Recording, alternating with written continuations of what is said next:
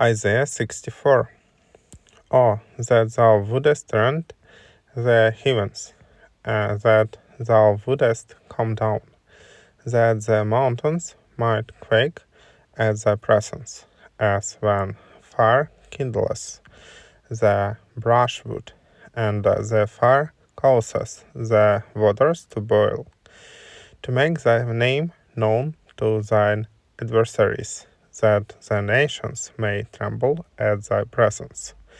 When thou didst terrible things which we looked not for, thou camest down, the mountains quaked at thy presence. For from of old men have not heard, nor perceived by the ear, neither hath the eye seen a God besides thee, who worketh for him, that waiteth for him. Thou meetest him that rejoiceth, and worketh righteousness, those that remember thee in thy ways.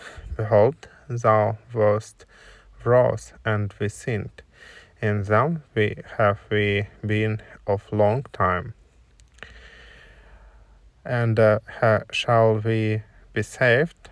For we are all become as one that is unclean, and all our righteousnesses are as a polluted garment, and we all do fade as a leaf, and our iniquities like the wind take us away.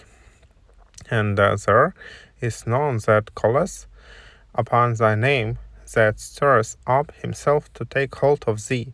For thou hast hid thy face from us, and thou hast consumed us by means of our iniquities. But now, O Jehovah, thou art our Father, we are the clay, and thou art potter, and we all are the work of thy hand. Be not wroth very sore, O Jehovah, neither remember iniquity forever. Behold, look, we beseech thee.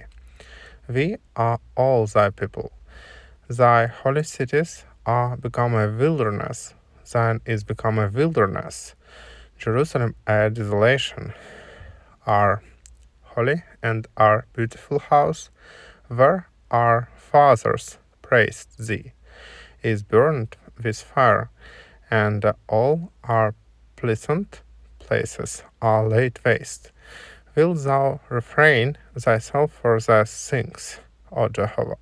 Wilt thou hold thy peace, and afflict us very sore?